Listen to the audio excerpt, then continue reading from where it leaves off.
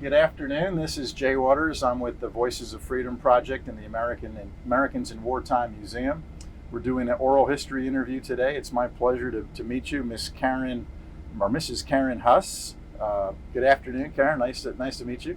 Nice to meet you also, and it's actually Dr. Karen Huss. Okay, so I'll give you a little bit of further information about that as we go Absolutely. along. We'll get so that. you could see that. So. Yes, and I apologize. No, that's okay. Just No met problem. you in the parking lot this afternoon. That's and this correct. Is great. Yes. And for the record too, today's 3 July 2020. We're in Annapolis, Maryland. That's correct. Well, if you would then, Dr. Huss, just could you tell us a little bit about what military conflict you participated in and what branch of service? Correct. I entered the military in 1967. I entered in the Army nursing, the Army Student Nursing Program at Walter Reed Army Medical Center, and I actually had 2 years where I was serving kind of as a enlisted, but they paid for my undergraduate education. So when I was going to the University of Maryland for the last 2 years of my education, I graduated 6 months before 1969,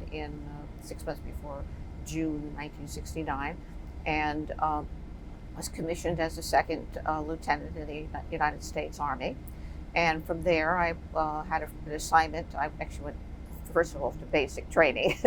After that, I had my first assignment at Walter Reed Army Medical Center. Okay. And I met my husband, Richard. No, I met Richard after my military career. Then I went. I practiced in Walter Reed for a period of time, and then I was assigned to ASCOM City Career in about 1960. End of 69 to 70, 71, somewhere along that. Let me just ask a couple more background questions too. Sure. As we move into that, and about you and your family though, did you have any other members of your family serve in the military? Parents, brothers, sisters, and so could you tell us about Correct. Right. I have an identical twin sister, and we were on the buddy system, so we both entered the military at the same time. So, and she ended up making the military a career. I ended up getting out after six years. My father was active duty military. He was in World War II. He was in Korea, and he was also in Vietnam. Wow. And my father was, full Army, retired, and then he went back to work, and then was always, Army, U.S. Army. So he, really, really promoted that.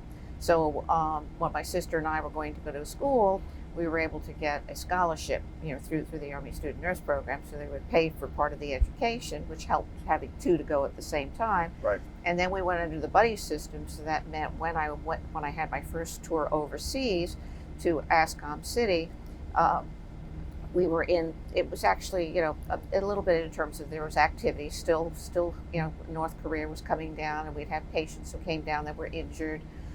We used to have to prepare for mass evacuations and take patients. We had the fortune of being able to see Bing Crosby, not Bing Crosby. I'm blanking on his name. He used to go to see all the troops. Bob Hope. Bob Hope. Okay. Bob Hope. Okay, got that wrong. My names. No, that would have been my second guess. That's correct. And so he was there, and so we put, move the patients out into that particular area. Well, when I was in ASCOM City Career, I actually worked, my sister worked in the intensive care unit, and I worked on the surgical unit there. Okay. And then we were living in a Quonset hut. We nursed in a Quonset hut, so, and we helped to kind of build, or let's say strategize for the new hospital in ASCOM City. And what year was this, you think? This was probably in about 1970. And ASCOM City, where is that in relation to the DMZ? It's about a little bit north, probably 30 miles. A little 30 miles south from the DMZ. Okay, so we were pretty close. Pretty close, because we used to get evacuations that used to come into the hospital, and then we also used to have to take some of our women who were actually Koreans. Take them actually to a hospital. We go in the ambulance, and we supported them through that process.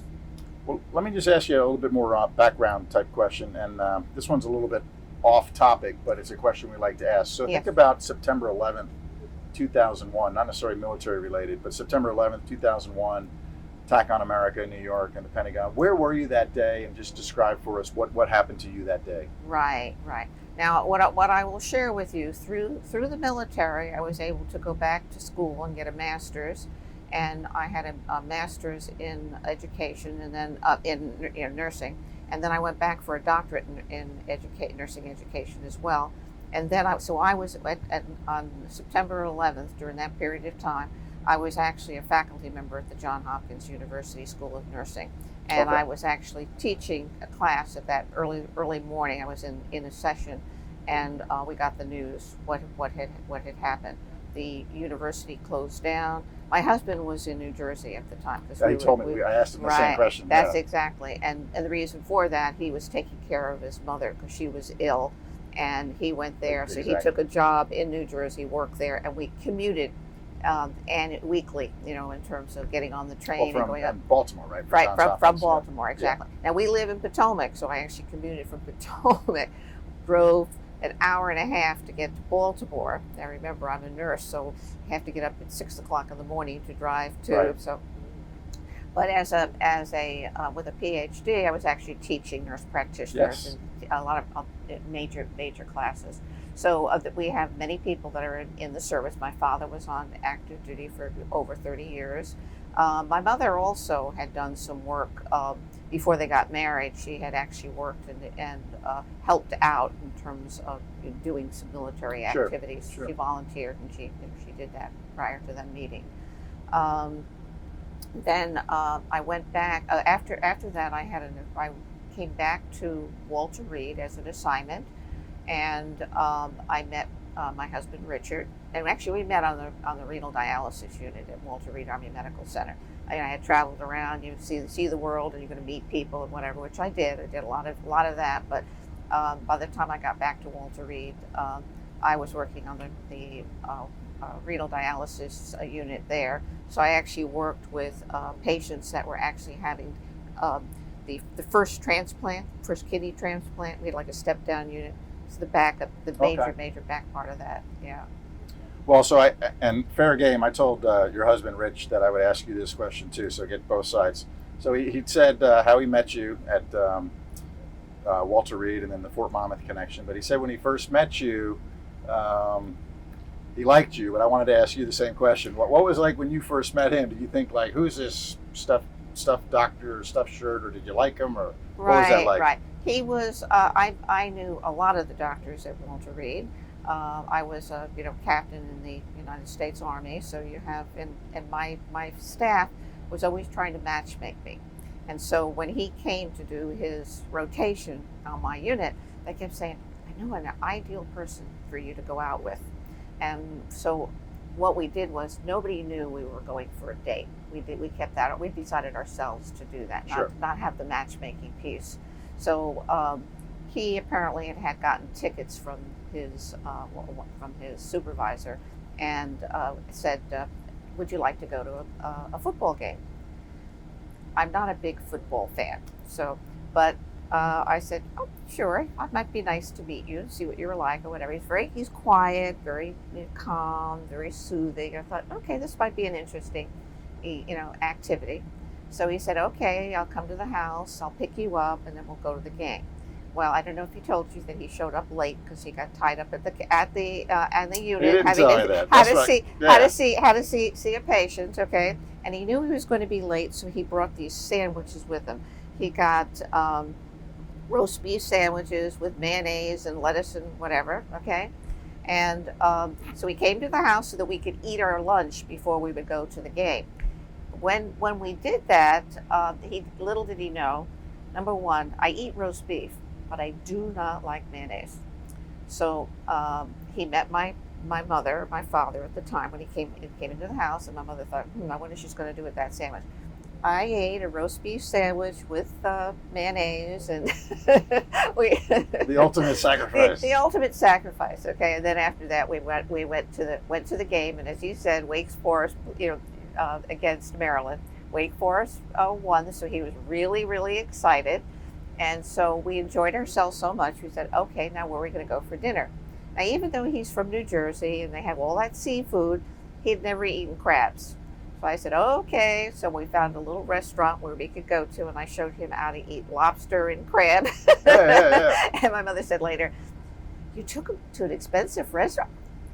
I wanted to teach him how to eat crab. So that was going to be a fun experience. Well, and in fact, and then we were periodically then seeing each other. But he was late for several dates that we had. Did you cut him some slack? I did multiple times. One time he came and I said, "That's it. I'm not going."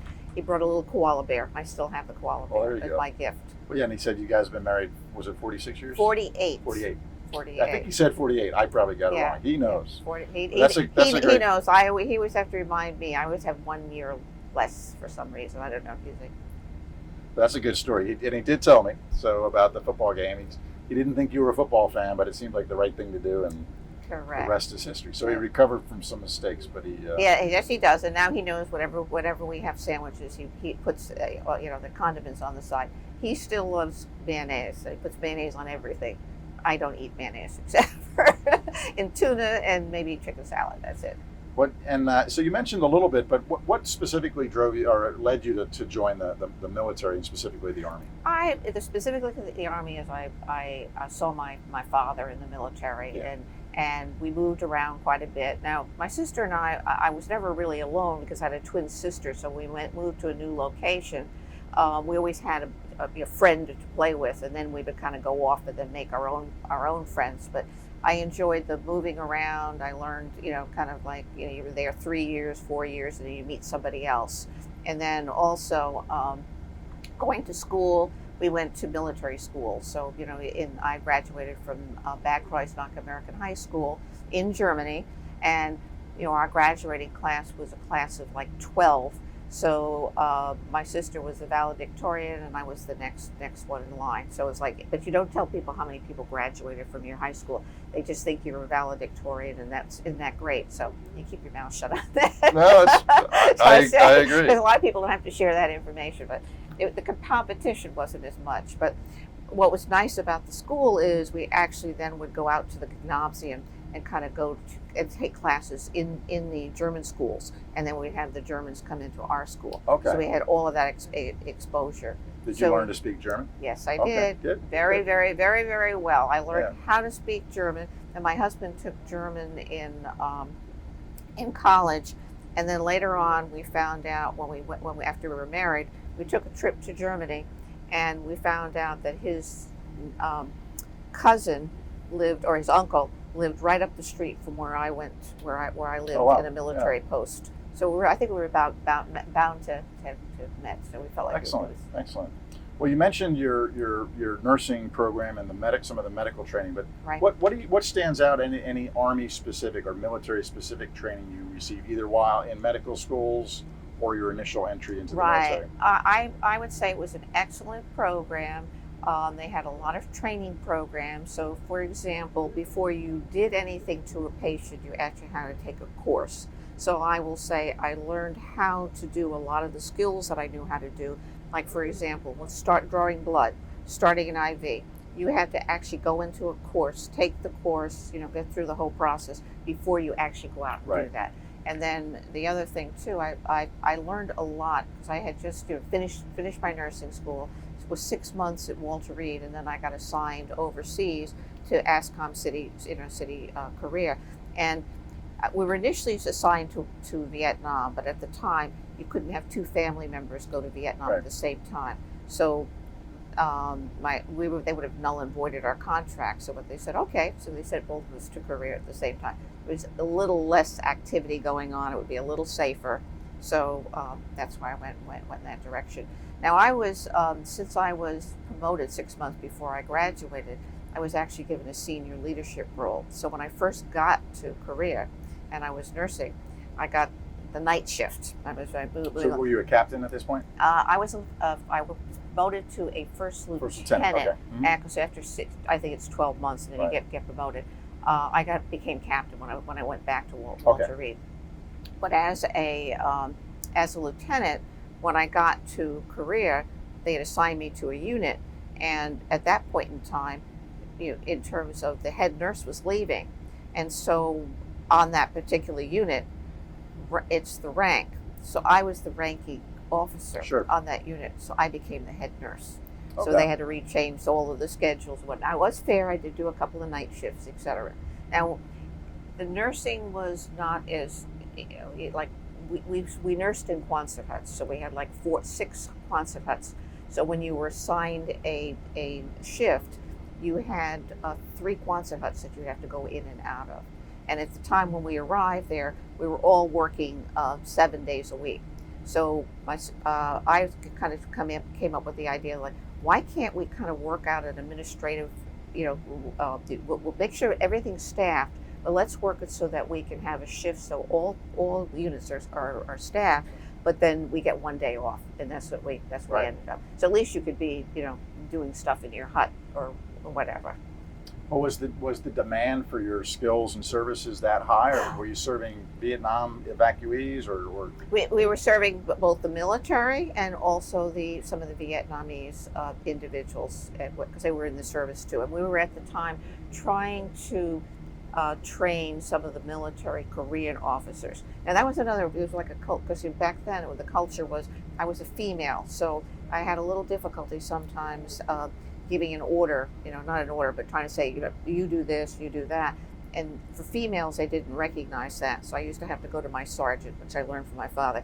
You need something done, you go to your sergeant. I bring my sergeant with me, and we can kind of get the activity done. Did you have any problems like that with other American military folks? That was pretty much okay. Yeah, at the time, it was your rank, and everyone followed the what the military Well, that's good, rules and order was. That's a lot changed now. Right. Well, what were your personal living conditions like in Korea? No hot and cold running water. Had one little bed, a little hutch. I had a kit that I had to, like we had to put bags in case we had to kind of go, out quickly to be evacuated, and that was at the foot of my bed. There was nothing. Mm-hmm. We had white nursing uniforms, and we also had the fatigues. I'm not a fatigue fan, but we begged to wear the fatigues because it was so cold in the Quonset huts, and so cold. So we eventually got to nurse with our fatigues on, because they wanted you in that white uniform, that hat, Right. because you had to wear it so you knew who you were with your name tag. Well, we ended up doing it that way. Were you able to stay in touch with family and friends back in the United States? Oh, yes. How did that work for you? We worked by getting on. There was some sort of a like a telephone call. You could go and, like, once a week, make a phone call back like home. the Mars satellite. There we Yeah, go. yep. There we go. Yep. That's exactly. Otherwise, you could not. Right. And then my sister and I got a bright idea that we would kind of make a turkey dinner for everybody one time. Now we never made a turkey dinner. So I called my mother and asked her if how do you make a turkey? And she said, "You're going to do what?" So we did. We made a delicious meal. So it was good. It was no mayonnaise or mayonnaise no, on the side. none of that. And at the time when I was there to keep ourselves, because it was a little lonely, to keep ourselves have a little bit of so you have some warmth or compassion, or I ended up getting a dog. My sister had a dog. Oh, you had a dog. So Yeah. I had a dog. What was the name of your dog? My dog was Todd. Todd. He was a little teeny weeny little thing that I got. Then he kind of grew up. And then when I got ready to leave to come back to the States, I had to put him in quarantine, and I was going to actually give him away to someone. But then while I was there, I learned just before I was going to leave that somebody was going to take the dog, but they like to eat dog. Yeah. So I made the decision that I would put him in quarantine and I'd bring him home. So, we called my mother and my father. We lived in this small apartment. It was a 2-bedroom apartment with my parents. And I remember talking to my father on the phone, and he said, "Oh, I'm so glad you and your sister made the smart idea to leave your dogs in Korea." So quiet, didn't say anything about the dogs were going to be coming home. Got home, drove home. My father picked me up at the airport, got to the house, again in the car. My father says, "I am so pleased the dogs didn't come home. I don't know where we would put them." So over time, because I had 2 weeks now, the dog was going to be coming back. I had 2 weeks, and I had finally say, I did bring my dog back. So I did, and he became best buddies with my father. So your dad liked him? Oh, my father! Okay. He was a big dog. Like when I got him, he was the smallest litter, and he grew up. And by the time he was in quarantine, it probably was like 6 weeks or something. Like when I went to pick him up, there was this big dog in this cage, and I said to my mother, "Don't worry, that's not ours." Well, he opened the cage, and you knew who came out of the cage? That was ours. Okay. he had big paws, and he was big. So I didn't know that he was going to get that big, but he was a loving. Well, pet. it sounds like you were very busy, but you eventually got a little bit of time off. Did you have any other? And you mentioned the Bob Hope. Did you have any other recreation, or did you get to travel anywhere or do anything? Or downtime. Did take a week off, and we did kind of take a trip to a week in Japan. But no, you had to plan that. So basically, you were really working 6 to 7 days a week, right, and in the hospital, and then you're going back. So there weren't a lot. There weren't a lot of nurses. I can't remember the numbers that we did have, but it was tight in terms of work and then sleep. Exactly. And we didn't always have all the equipment we needed because it was tough. Because then as the equipment came in, some people they would take it, so you have to be careful. So it was you learn how to utilize the skills that you learned from your education right, and moving forward. Improvise. Exactly. Improvise. So then when I came back from Korea, that's when I decided I'd go back to school, and I used the Army program to kind of pay for my tuition for some of the classes that I was taking. So that was beneficial for me. So I was able to. Where'd you go to school then? I went to the University of Maryland. So I had gotten my bachelor's at the University of Maryland, and then I went for a master's at the University of Maryland. Then I actually went through a nurse practitioner program, so I'm a certified nurse practitioner. And then from there, I decided I went into private practice, and I practiced actually for a period of time with Richard. And then in private practice, I said to Richard, I really, really want to go back to school. And so he supported me. My father kept encouraging Richard. She doesn't need another degree. She could stay home, and what she could. But Richard was agreeing. He said, "Dad, your daughter has a mind of her own." So I did. He would drive me down on the train. I used to get on the train to go down to Catholic University, and so I graduated from Catholic University with a PhD in nursing science. Cool. And then from there, I went back to the practice for a period of time, and then I went to I was the first nurse practitioner and faculty member, and hired as an assistant professor at Johns Hopkins University. Yeah. Well, let me just go back to your military service specifically. It may be Korea, but it could be anything else. Yeah. Are there any other incidences that stand out to you that were either like frightening or actually very funny or unusual? Yes. When I was going to my basic training in Texas, in Fort Sam, I ended up meeting a young man that I knew from my high school, and he was actually in the military also, and he was taking some basic as well, and so he liked me, and it was like he was nice, and I was there with another friend of mine who also graduated at the same time, and during that they said, go out on a date with him because he's got a car, and then we don't have to keep walking all the way to one side of the campus or the other. It's a big base. So I had to do everybody a favor, and I started to go out with him in the evening so that we could get the car ride, because he'd pick us up, because otherwise you had to get up in the morning, and Sam Houston is hot, humid. You've got your uniform on, and you have to have your, no sweating, no. So he would pick us up because he had a vehicle, drive us over to where we were supposed to go. Then he would pick us up in the evening and take us back. So I did have transportation for us, but improvised, sacrifice. But it was nice. But it was like, who would know you'd meet one out of the 12 people who graduated from high school? Exactly. That's good. Yeah, so that was a funny story, being an active duty. But I will say, being on the renal dialysis unit, there were some very tough times. I remember being there and having a patient who actually passed away. And my first experience with that was I had never really seen someone who actually Yeah. died, and so but I had to kind of help prep that person. That the person had to give support to the family, and it was kind of like evening night shift, so I was by myself when I had to do all of that. And after I would always remember I was supportive of everyone else, but I also then wanted to talk about it because it was like you have You did want to talk or not? yes, Yeah, right, yeah, because right. you have, I mean, it's an emotional experience. The person has left, the family Right. is, and you can't cry, you can't, but yet you feel torn by a loss of a life, because Right. as a healthcare provider you promote health, you do everything you can, you don't lose lives.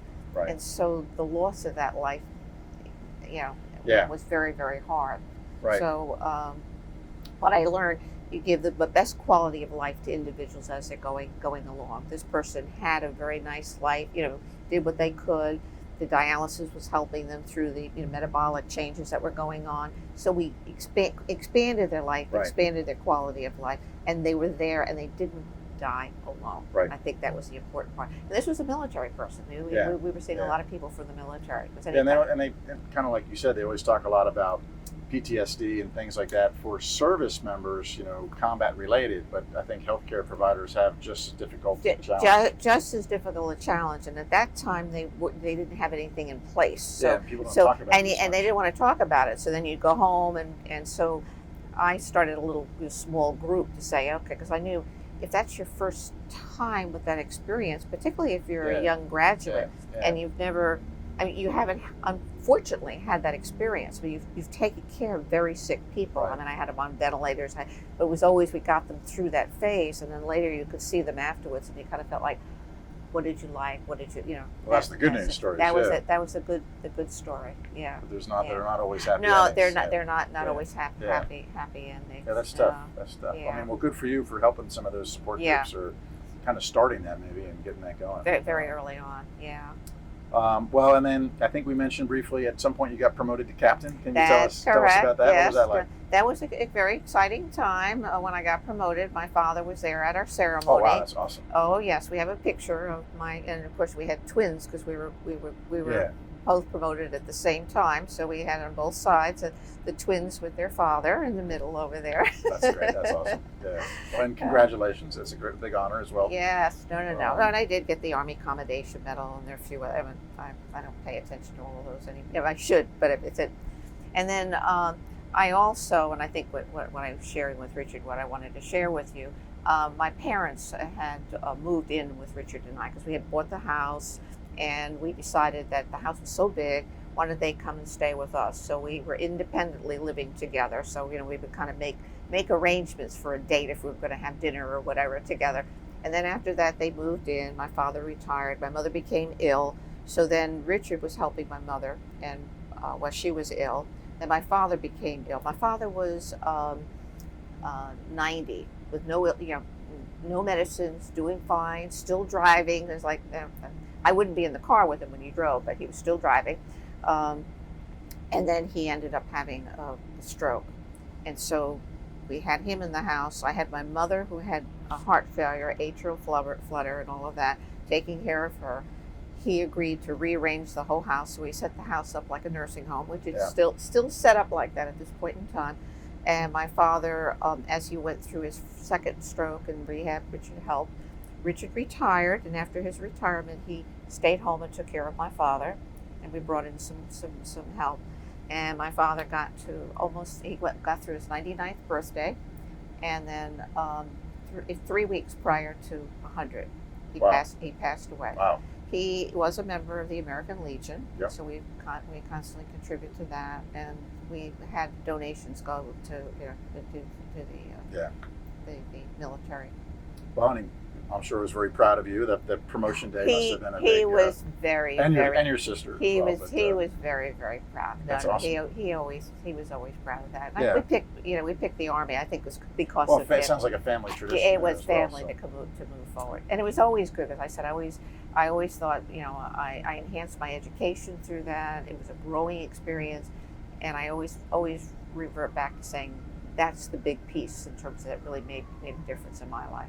Well, and I think from talking to you as we just got started, you're still not serving the military today, but you're still very active as a doctor. And what do you, so what do you do now? Right now, I'm a nurse practitioner. I'm a health scientist administrator at National Institutes of Nursing Research. So the National Institutes of Health has 23 institutes. Mm-hmm. I'm in the Institute of Nursing. Now, a lot of people don't even know there's an Institute of Nursing, and I assist individuals with attempting to get grant applications. We are interested in promoting education and training, and in terms of assisting individuals to kind of move the science forward. So I moved from Hopkins to NIH, and I've been at NIH now for 17 years. That's in Bethesda, right? In Bethesda, Maryland, right. Well, we're kind of coming to the end here, and this has been very, very, very exciting and interesting. But thinking specifically about your time in the military, how do you think that affected you as you're still serving now, still working now, but how do you think that affected you on the rest of your career? I think it made me learn how to problem solve, to respect others, to understand how decisions are being made, to try to be more inclined to look for data in terms of why you need to do. And so in terms of the military, sometimes, even in my current job, decisions at an upper level may not always make sense to you, but you don't always see the big picture, right. At the Francis Collin level. So when decisions are made, you need to kind of say, okay, let's see what this is. And as long as it's not life-threatening, no sense in pushing back not to go forward, but to kind of determine, try to fulfill the mission. Because it's easier to move the mission forward than to try to, cause any difficulty in the process.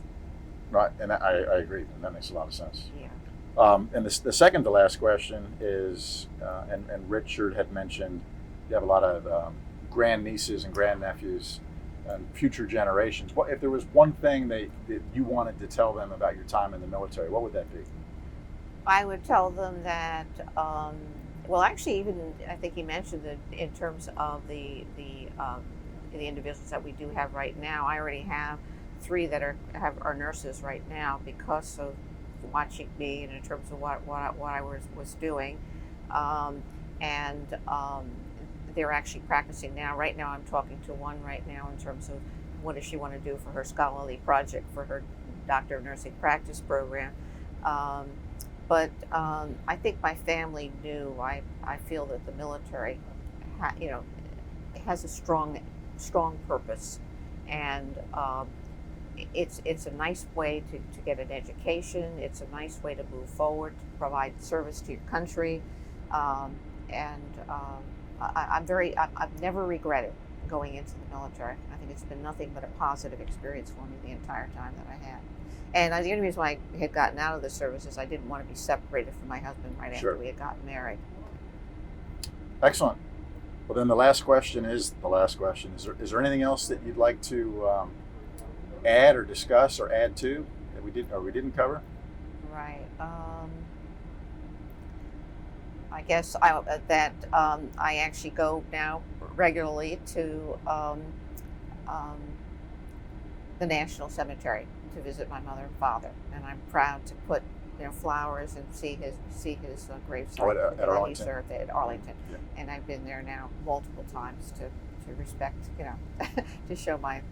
It's a lovely. It's a national shrine. It's a lovely place. It's beautiful, and he's right there over there by the Washington Monument, which is outstanding. Yeah. Well, good. Well, give you 1 second. It's been a pleasure doing this interview. I really got a great opportunity to meet you and talk to you this afternoon. So, thank you very much. Thank you.